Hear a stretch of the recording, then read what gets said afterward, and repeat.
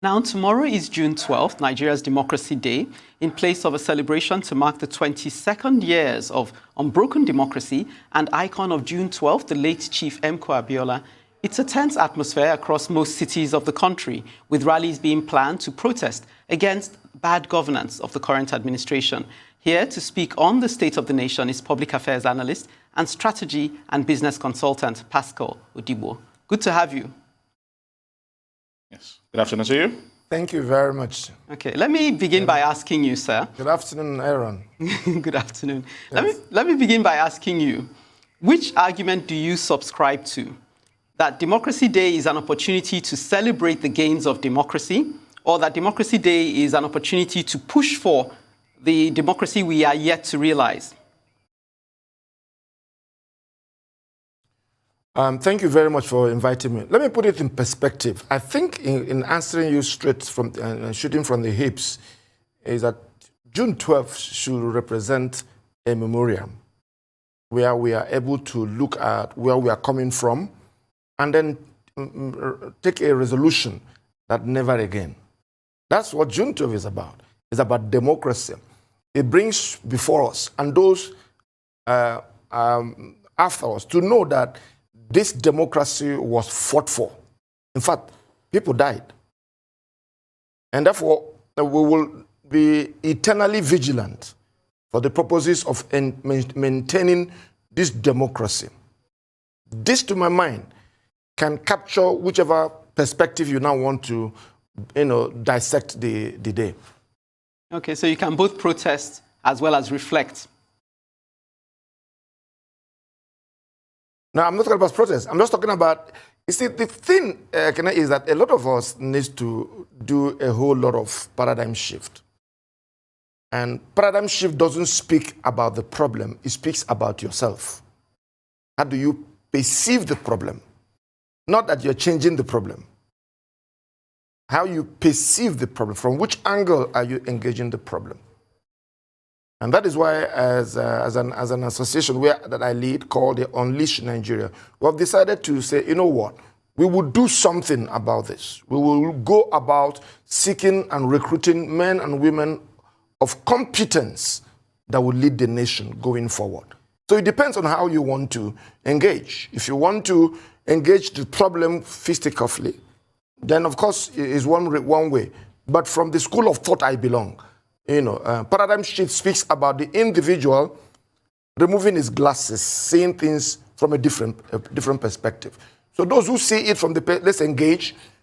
You must allow them that. Those who want to protest, that's their constitutional right, as long as it is peaceful. But those who want to intellectually engage and bring government to the place of interrogation and ask, this whole thing, how far?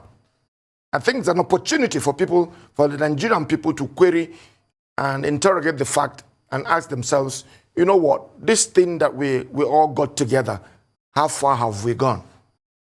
Some Nigerians feel that their voices aren't heard and they're speaking probably on the top of their voice, but the government isn't listening. So when you talk about engagement, what's the best way to do it that it is sound and audible? There are credible and legal ways to engage a polity like Nigeria. Whether we like it or not, this is a democracy.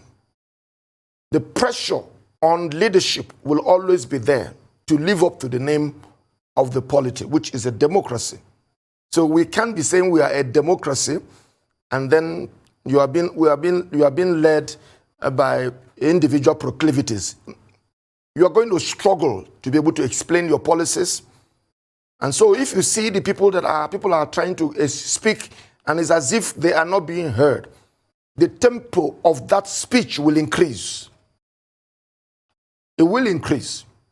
Make no doubt about it. If you like, bring out all the hooligans in the streets, it won't. That's human nature for you.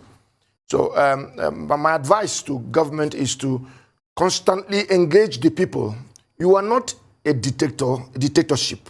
So you didn't fight your way through the barrel of the gun. You are voted. So one of the key qualities of leadership is empathy. So when the people are speaking, you must listen. You must. There is no two ways about it. It's either you listen or they will get you to listen. And when they get you to listen, it may be quite humiliating. So you take the leadership by saying, okay, guys, come, let's even have a chat. Because you don't own the country. You don't. Power resides with the people. Okay. You spoke of taking off your glasses and seeing things from a different perspective. I'm keen to get your perspective on the recent suspension of Twitter, even though there are redefinitions coming here and there. How do you see this as in terms of milestones of democracy? I mean, there is no analysis involved in this. That ban was ill-advised. This is my opinion. However, government can take advantage of what is now playing out. One of the critical pillars of democracy is communication. Expanding the space for communication. Even if people are saying nonsense. In fact, I'm a training consultant by profession. So whenever we open a class, you ask everybody, you need to say something. There is no stupid communication here. There is no foolish impute here. Say something. It is in that communication that we're able to know what your mind is saying. By the way, I mean, you can see what the president has done by the interview by Arise TV. I mean, by the way, guys, I give you kudos for that. You've gotten the president to talk. He has agreed to talk. And you can see, the handlers of the president can see that nobody ate him, nobody killed him, nobody did anything. Nigerians were just hungry to hear their president.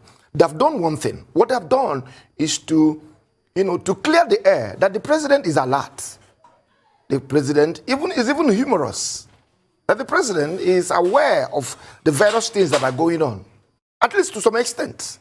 So I'm just wondering why you want to asphyxiate the system. It's not to your own good. There are what I call unintended consequences of asphyxiation of speech. You won't be able to deal with it.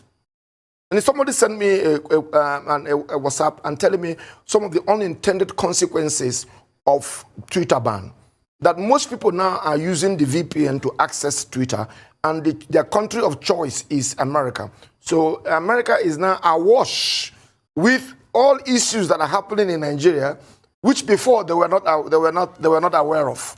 So there is need for interrogation, senior level conversations, and rigor. There must be thought to governance. I am sensing a whole lot of knee-jerky policies and statements to deal with individual matters. Listen, government, you are higher than that. You are absolutely higher than that. By the way, after God is government. So play your role and think through your policies. When you come out, it should be strategic. That's what I think. All right, Pascal. It's not all doom and gloom, talking about the last 22 years of uninterrupted democracy.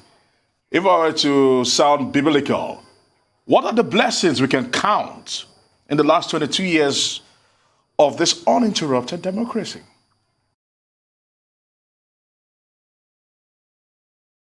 You know, the president was in Abuja, in Lagos yesterday to commission a very defining infrastructure. I mean, in all fairness, I must give it to the APC government. They have been able to deal with infrastructure to a dimension that PDP was roaming about.